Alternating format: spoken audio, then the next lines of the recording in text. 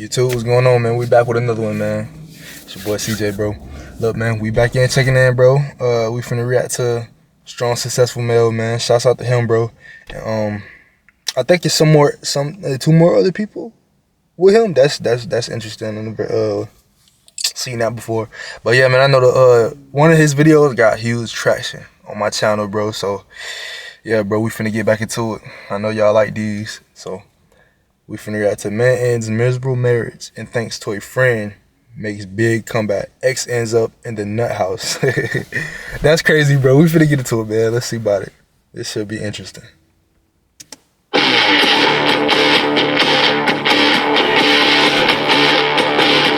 Alright guys, welcome back to Strong Successful Male. So for today, I'm going to hear a nice comeback story that was sent from a subscriber.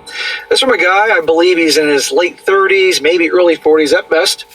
And he shares his story, how he was able to make a nice comeback after an absolute train wreck of a marriage. And how in particular, because of a good friend of his who came into his life, with a friend's help and guidance, and this guy pushing himself, he's able to turn things around. Because let me tell you, his life was a mess. He gained a lot of weight, very depressed, very unhappy, and this buddy that came along like a guardian angel really helped him. And I might add, this guy was in an absolute terrible marriage. And it'll be a very good story, particularly a nice feel-good comeback story for Friday, to make the following points. Number one, just how important it is to have a good buddy in your life that really cares about you, but also can set a good example for you and really help you when you've gotten yourself into a hole. A good buddy can help pull you out of that hole and get you back on track. Because all of us, I don't care how tough you are, how tough you think you are, you may think you're made of iron, guess what? We're flesh and blood. And all of us go through tough times and can use some help. That's it. Equally, this shows, and if you guys, it shows how also, guys, you be a good friend to somebody that needs your help and wants your help. Second important thing here is also how important it is to get out of a bad marriage. The whole, I don't want to break up the family type of thing and stay with a miserable, abusive situation. I'm going to say that here.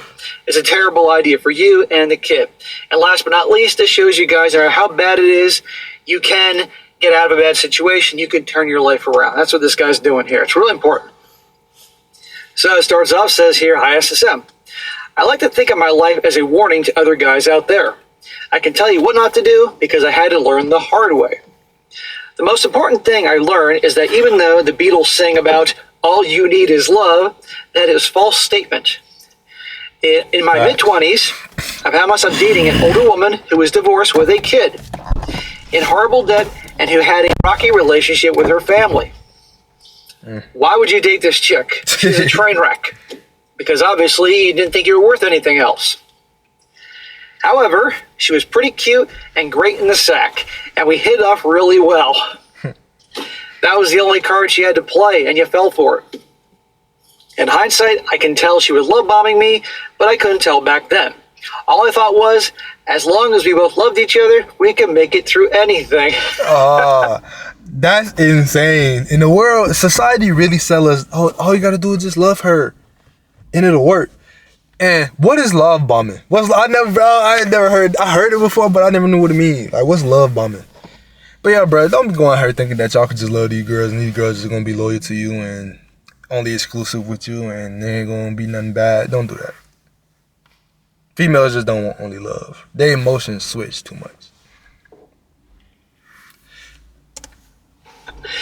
Well, a lot of guys watching this, including me, when I was younger and didn't know any better, thought the same thing.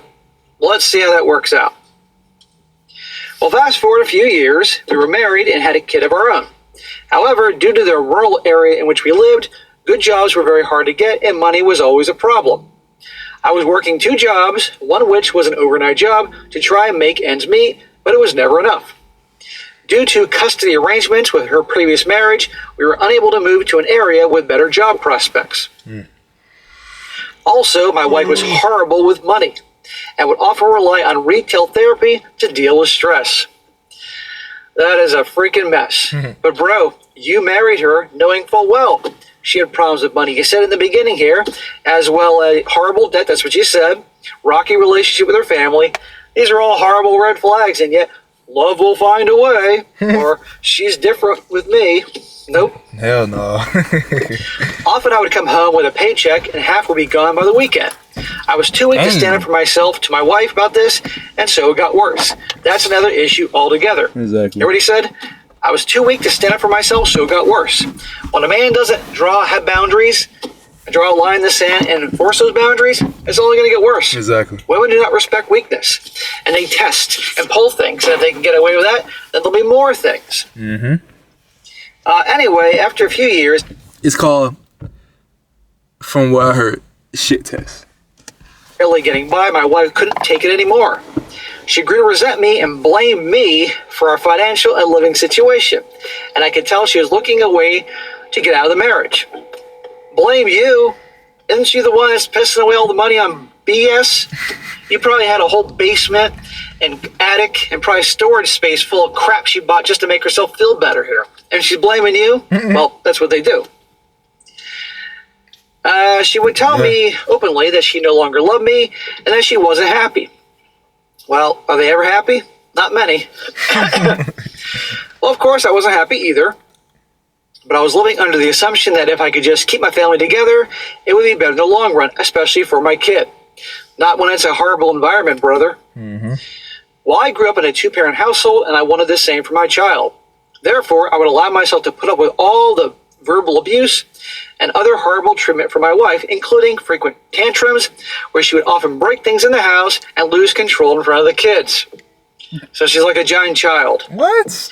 I feel like my wife knew how I was feeling about wanting to keep the family together, and she used this as leverage to be able to get away with worse and worse behavior because she knew I would put up with it and keep her home.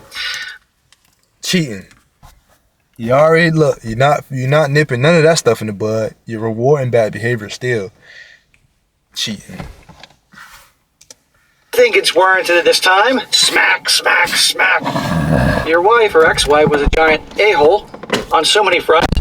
But brother, so were you. Because you married her ass knowing what she was like and put up with it. Mm-hmm. Your intentions were good for your kid, but with what you described, is that a very healthy environment to raise a child in?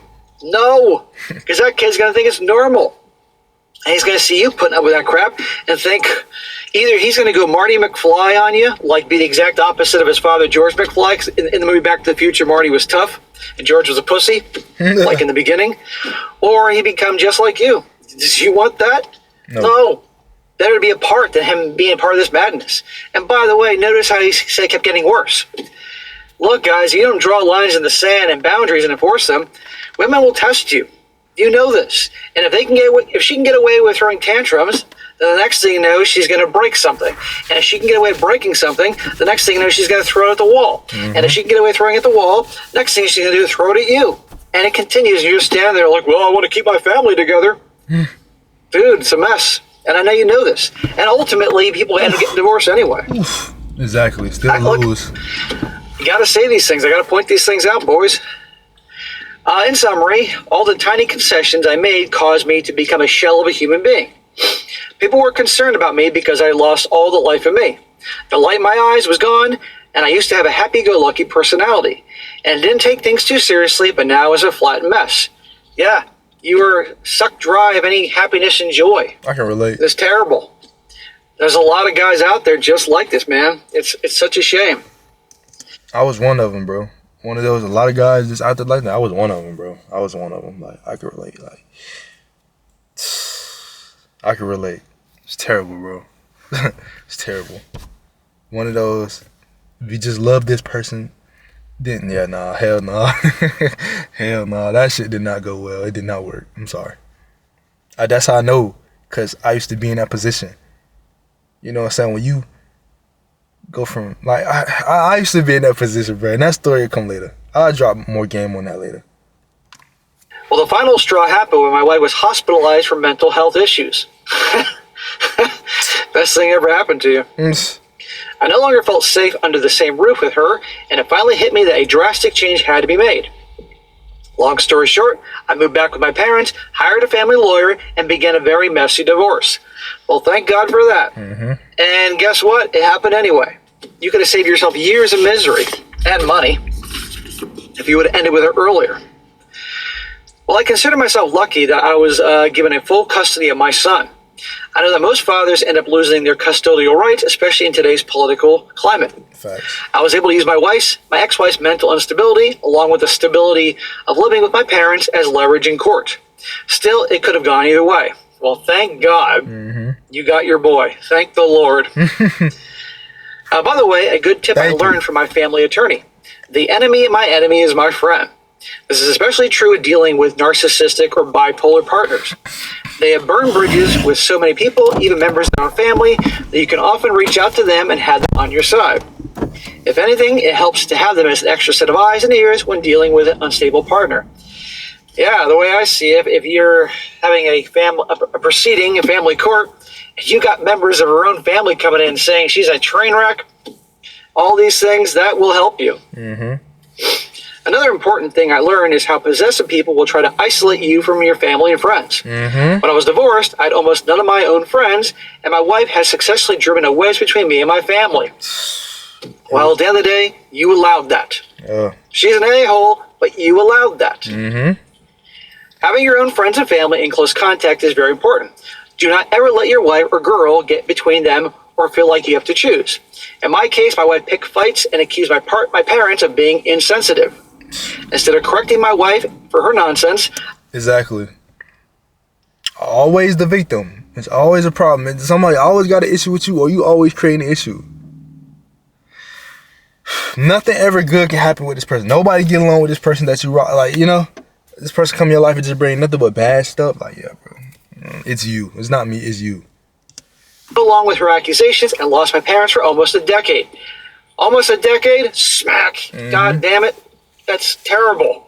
And yet, in the same parents that took you in after you got divorced? Exactly. Man, they're good, kind, forgiving people. Yeah. If I was your dad, I'd smack you upside the fucking head. Don't ever do this shit again, brother. Exactly. Ever.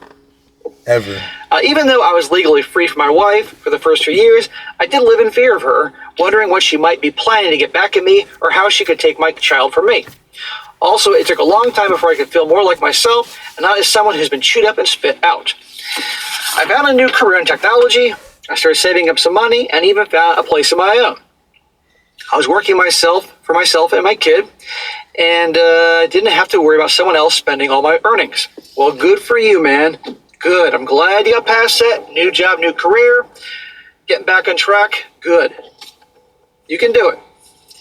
However, there were still parts of me that were not recovering. Due to all the stress from the divorce and in being a single parent, I gained a lot of weight from stress eating and from working a sedentary job. Yeah, your wife dealt with stress by spending money. You dealt with stress by pigging out. Bro, you're destroying your body. Also, I had a lot of persisting issues when it came to confidence, self-image, and my general views of women in general. On top of that, I lost my father to COVID a few years later, and I blame myself for his death, thinking of what I should have done and could have done. Bro, it's not your fault about your dad. I'm sorry about your father. At least in the end, you guys made up and you're a part of each other's lives. I'm sure that probably meant so much to him, and I'm glad you did. Facts, man. That's crazy. I will say that as a silver lining, I was able to reconcile with my dad after the divorce, and we were on very good terms when he died. Well, that's great, man. Thank God for that. Well, enter my friend Joe. I met Joe at a mutual friend's house. The kids were having a get-together from school, and the parents were hanging out. During these types of get-togethers, you're used to bland conversations and safe, basic topics. In addition, this was during peak wokeness and cancel culture. The dark times. It's hard to remember, but as recently as a couple years ago, it can be very risky to bring up certain conservative topics. I brought them up. People were afraid of losing their jobs. Because that boy SSM got nuts. Ain't nobody scared to talk to no misandrous. You grown-ass man, bro. You over here scared to speak your mind because a bunch of females gonna get mad at you. What the hell they gonna do to you? Man. Publicly ridiculed. However, from the first time I met Joe, I realized that Joe had no problem sharing his own mind on things. He wasn't trying to be a jerk or antagonize anyone, but he was not afraid to speak up. Yeah, because Joe's like, hey, I say what I mean what I say. Exactly. And if it ruffles feathers, fuck them. Like, not deliberately picking fights, but if subjects come up, I'm gonna speak my mind. Exactly. Tell the truth. I discovered that we both share many conservative viewpoints, and although we may not agree on everything, it was refreshing to see someone like Joe who could be confident enough to acknowledge and support those views. What I also noticed, however, was that the people around him were not outwardly offended at what he was saying either. They may not all have agreed with him, but they respected him enough to let him talk. See? People respect someone that's authentic. Doesn't mean you got to be jerk about your views, guys, but you can share your view. If it comes up in a conversation, and this usually involves something in politics, if it comes up in conversation, okay. Right. As long as you say in a manner that's respectful and you're not throwing insults and shit like that, because people typically, when they can't argue anymore, make a clear point, and they don't like what you're saying, they'll just start throwing insults you in. When they do that to you guys, you know you've won. Yeah, facts. Part of that may have also been the way that Joe carried himself. He sat up straight, made strong eye contact, and he was in terrific shape, which I later learned was due to his dedication to cross fitness and training, high-intensity training. You can also tell that he had high standards in the way he presented himself. Also, he appeared to have a very healthy family life. I later learned that he had been married to his wife almost 20 years, and you could tell he was respected by his wife and kid just from witnessing basic interactions. That's awesome. Joe sounds like a cool guy, a guy like you need to have as a role model to help you out. You know, this is an example, guys, like the old thing about we're the average of the 5 people we spend time with. Imagine spending time with a bunch of Joes. Exactly. That's going to rub off you in a positive way. Right. But if you spend time with a bunch of guys that are the exact opposite, that's going to rub off on you in a negative way. Well, I met Joe Or if you're around a bunch of guys, say if you're Joe in this instance, right? So say if you're Joe and you're hanging around a bunch of guys like the dude that he's talking about, the simp or like the weak man. That might make you mad. Like, oh, y'all boys tripping. Like, you might want to go find another crowd, or it might be your job, or, you know, it could cause them boys to disagree. You know what I'm saying? Some dudes are like that. And you try to tell them, like, bro, look at what you got going on. How you going to tell me? Like, Joe's wife respect them. He's in great shape. And there's dudes like that, they think they know everything, like the dude that SSM talking about. Like, bro, no. Like, nah, bro. Sometimes you might not even end up like that. You might just have to, you know what I'm saying, change them. Some of you might rub off on them, or you just might have to get from around, bro. Straight up. Some people you just can't help, or it just might not be you that's going to help them. It might be somebody else. And then later down the line, oh, man, you was right. I was just tripping with the whoop. Later at similar events, and since Joe and I shared similar conservative viewpoints, it was easy to talk to him, and we became dad friends. However, in many ways, we couldn't have been more different. In contrast, I was in horrible shape and slouched a lot. My voice was somber and often void of inflection. Also, my personal style had diminished to almost always wearing flip-flops and sweatpants. In a lot of ways, you could tell I had given up. Yeah. Smack! Yeah. Dude, you were Captain Flip-Flops and Captain Sweatpants. You're like I'm a baseball bat right now. That's what I tell you. Flip-Flops. That's only warranted for about 3 places. The pool, the beach, and Woodstock. And no self-respecting guy from this community is going to go to Woodstock unless they're doing a documentary on those idiots. So in the pool, the beach it is. Anywhere else? No. Right. Or biblical times, and we're far away from biblical times. Let the women wear their flip-flops and show off their feet and all that, but guys, come on here. Right. I'm going to get some shit about that, and I'm going to get some shit from people in the hot climates. I don't care. Come on. And it's like, bro, you wearing flip-flops, not like slides, like these, bro. You're not rocking these, bro. You feel me? You're not rocking these, man. Nah, bro, with some socks? Nah, bro. You tripping, man. Flip-flops with no socks and sweatpants? Oh, hell no, bro. Hell no. And sweatpants, really? Sweatpants is for exercise or coming around the house on your own, or maybe wearing them to bed when you want to save on the heating bill or something like that. That's it. Good God, man. Don't be that guy, guys. Sweatpants with flip-flops. Like, not if it's like jogger, like Nike Tech pants, like Nike sweatpants, or, you know, it's a way to rock sweatpants. You feel me? But how he was rocking them, no. No. Nothing that will really set me off. That and fucking brunch. Get me on the subject of brunch. I'll go on a psychotic rant for 10 minutes about how stupid brunch is. Anyhow. I hope you burn those flip-flops. After hanging out a few times and after getting to know each other better, Joe confronted me on some of my issues. For example, he asked me if I was concerned about my weight.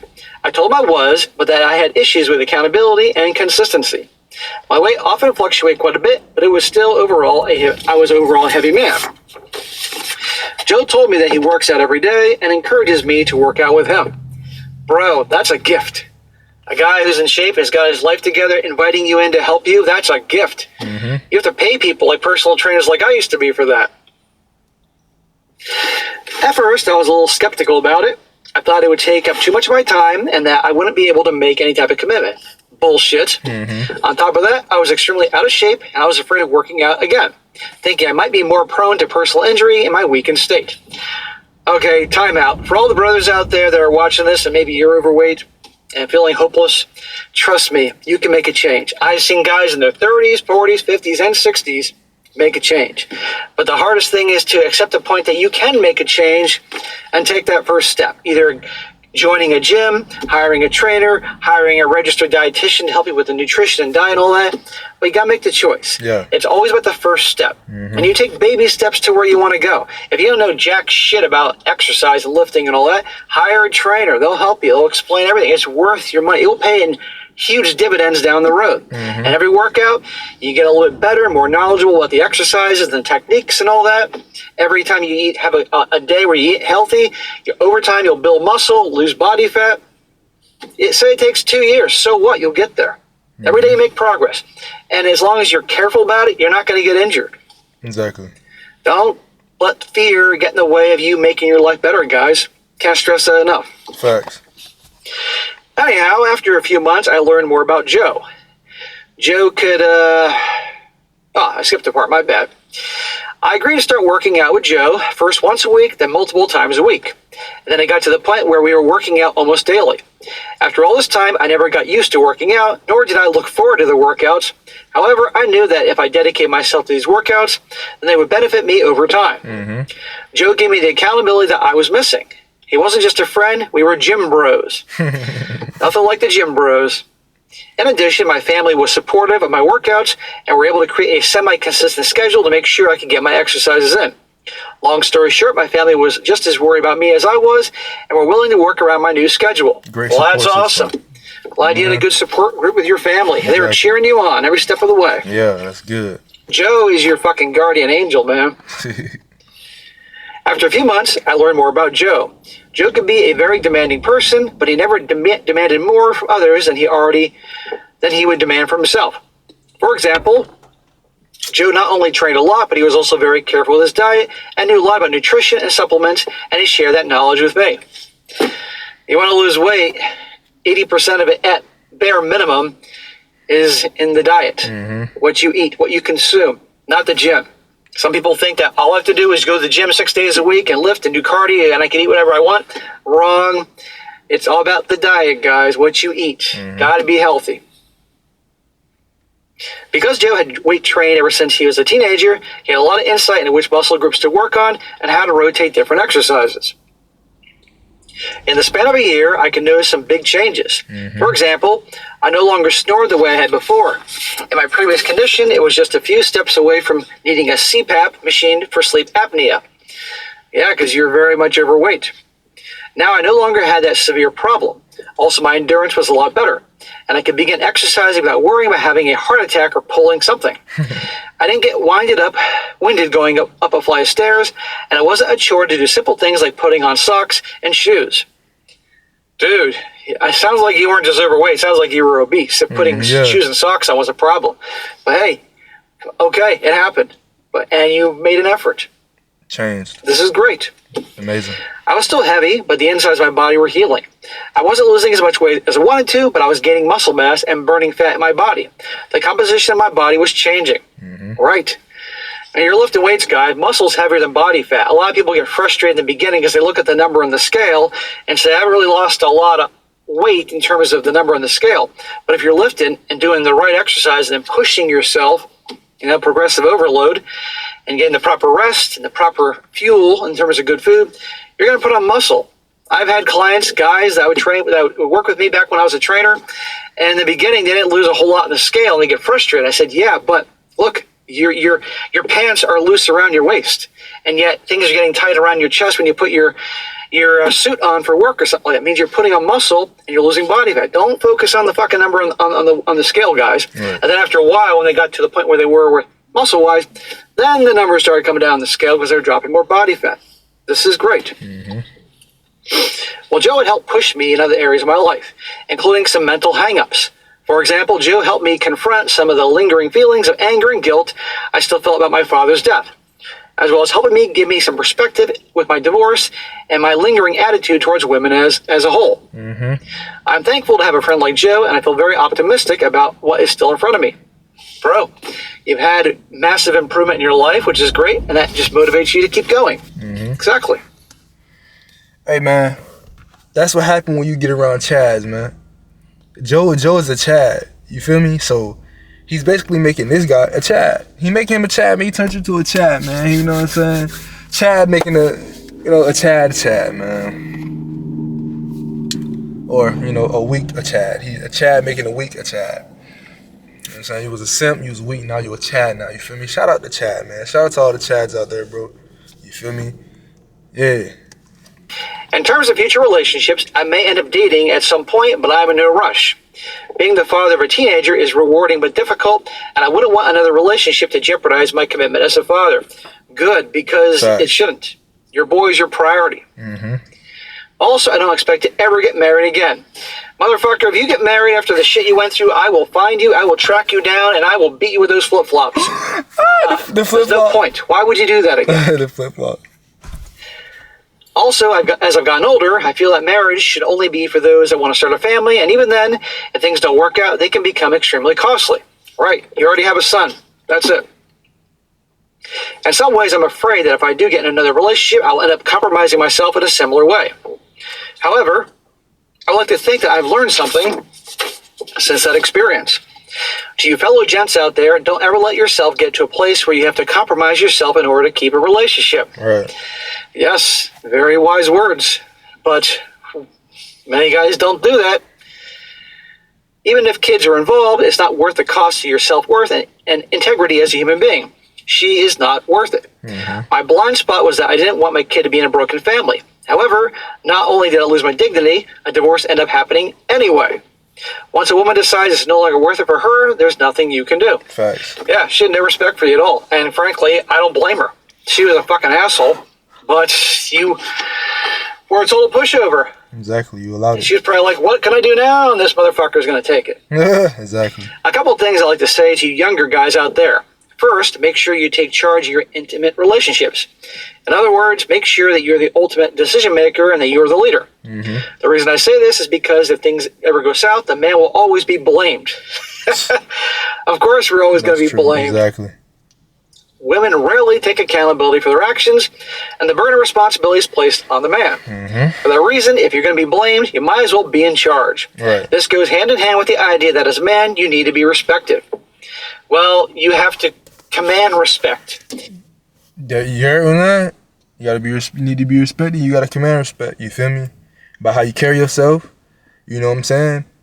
If you respect yourself, other people gonna respect you, because if you respect yourself, you're not gonna take disrespect. It's gonna be hard to be around you. It's gonna be hard to get around you because, okay, well, shit, he tripping. You know what I'm saying? He tripping. I only said this. Well, you know what I'm saying? You can't say that to me. I don't rock like that. How you speak to whoever you speak to, you know what I'm saying? I don't talk to them like that. Hold on. Nephew.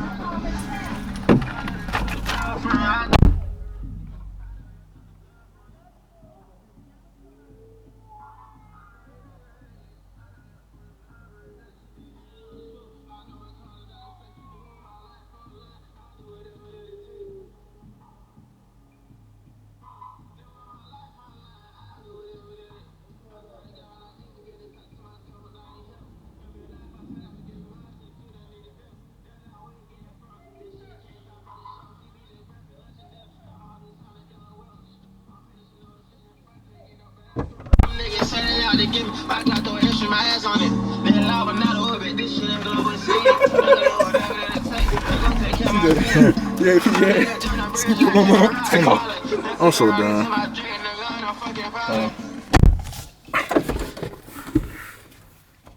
I'm so done. What? What you reacting to? SSM. Huh?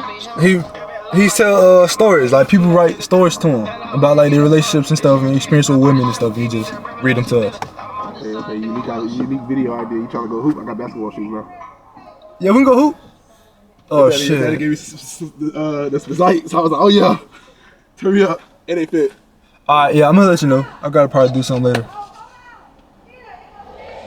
Alright. Let me know. Yeah. I'm trying to get some content. Alright.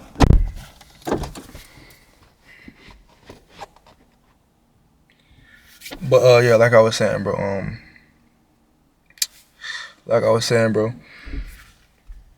You gotta respect yourself, man. If you don't respect yourself, nobody will. I learned that the hard way. And it's all because I love this person. But bro, the more shit you take, the more they're gonna give, the more they're gonna dish out. You know what I'm saying? And like I was saying, bro, when you respect yourself, it's gonna be harder for people to be around you because you're not gonna go for certain things. Once you got your boundaries and you don't let nobody cross your boundaries, you know, less people gonna be around you. And it's sad to say, bro, a lot of people in this world are disrespectful. Look how people talk to themselves. I mean, talk amongst people. You know what I'm saying? Like, they bro, I be saying stuff like that amongst my people. Like the words that come out of their mouth. You know, so it's always a curse word. How the tone in their voice when they speak. You know what I'm saying? It's stuff like that. It's like I don't do that. You can't call me to be word. You feel me? Certain things you can't say to me. Even with my girl, like how you talk to your friends, I ain't your friends. You know what I'm saying? With my pops, like, you know, my dad can't call me to be word. My homies can't call me to be word. I don't get down like that. I don't call you to be word.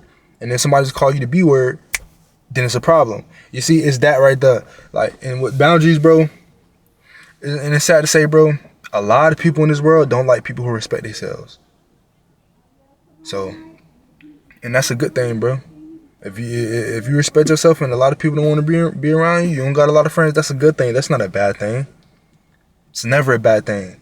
Always keep your respect. Never let that go for nobody. I learned that the hard way, and I'm never doing it again. Wouldn't matter how hurt I am, because I gotta stop dealing with a person. It is what it is. To do things that will earn you the respect, you know, and it's more like earning the respect by not being a pansy-ass pushover, mangina. Problem is, so many guys are pansy-ass manginas. Finally, and I'm dead serious about this, please, please, please take care of your health. You do not want to be overweight or obese. It is a horrible feeling. You literally feel trapped within your own body. Not only are you less attracted to women, but you're also prone to additional health risks such as diabetes, heart disease, and cancer. Mm-hmm. The more you become overweight, the more likely you are to look at the scale and feel hopeless, like you can never ever take off the weight. It is possible, but it's an extremely uphill battle. Mm-hmm. If you feel lost in life and want to make positive change, start with your weight and health first. Thanks to everybody in the community. I wish you all the best for you, Dave. Dave, great comeback story. Mm-hmm. I know your journey isn't over yet. You're still working on the weight and improving other areas of your life, but you did fantastic. I'm really proud of you. I know I was giving you shit about a lot of things, and particularly about the fucking hip flip-flops and sweatpants, which better be out of your house. Mm-hmm. Putting that shit aside. You're doing great. And big shout out to Joe. Joe's awesome. He came into your life right when you needed him. It's amazing how that works. And one day, man, maybe you will come in after you work more on yourself and learn more things. You will help somebody out just like you. In fact, you need to do that. That's just how things are. Mm-hmm. So Joe definitely earns a six-pack. Actually, more like 6 kegs for everything he's done for you. But then again, Joe probably wouldn't want to drink 6-pack or 6 kegs because Joe's taking care of his body. Right. But if he wants a beer, you can definitely take him out for a beer once a week for the rest of your life. But bro, keep doing what you're doing. Keep learning, watching the channel, learning from other people's mistakes. And if you start dating again one day in relationships, you'll be tested. All the mistakes you made before, even if it was decades before, those situations will present themselves. And I hope you've learned something and you don't make the same mistakes you did before. Exactly. But hey, this is a success story. You learned, end of story, and this will help motivate some guys watching this right now, just like you. Exactly. Either overweight or in a bad marriage, and hearing your story could give them some strength to get through another day, or get some strength to have the confidence that, you know what, I don't have to put up with this crap anymore. I'm going to start taking care of me and turn my life around. So I thank you for sending this in. I think all the guys are writing their stories. This is going to be a tough thing, writing in. All right, guys, that's it for today. Be sure to comment down below. Let me know what you think about this. And be sure to like the video, share it with your friends, and subscribe. I'll catch you next time. Hey. Shouts out to strong, successful male, man. Shouts out to SSM, man. Always posting that heat, man. Always posting that good stuff, man. Entertaining stories, bro. But yeah, bro. He said it the best, man. It's going it's gonna present itself, bro. You get with a girl, you dealing with females, it's going to present itself. Whether it's male friends, whether it's how she speak, or she caught an attitude with you one day, you gotta nip that shit in the bud. Watch how you talking to me. I don't do that. So if that's what you want to go do, then me and you can't be together. If she feels some type of way about it, oh well, let her go. A female not wanting a female not wanting to respect your boundaries don't mean that you're not attractive, and that don't mean that your boundaries are unrealistic. No man wants a woman that hangs around dudes. No man wants a disrespectful ass woman. No man wants a woman who disrespects herself or carry herself wild. Especially us being men, we know how men think because we used to do it. Especially if you've been on both sides of the fence. I've been on both sides of the fence. I had a girl before the relationship I'm in now. I had a girl, and then I was outside. You feel me? In the street. So I've been on both sides of the fence. I know how I was looking at women. So yeah, man. Y'all boys don't go for that, man. Don't fall for that. Don't let nobody disrespect you, whether it's a female or a male. You know? And dudes do that. Dudes like to try to little boy you. You know what I'm saying? Like, nah, don't let nobody little boy you. Take yourself serious. You have to take yourself serious. Like, everything ain't no game. There's a time, place for everything. Take yourself serious. Straight up. Because if you don't take yourself serious, then that's when people gonna start to play jokes with you and try to joke around with you, and it's gonna get slick and it's gonna get like they throwing shade. You know what I'm saying? So yeah, man, y'all boys be safe, man. Keep God first, man. Go crazy. Like, comment, subscribe, man. This was a good message, man. Like, comment, subscribe, bro. Comment down below what y'all want me to react to next, bro. I'll see y'all boys in the next one, man. Peace.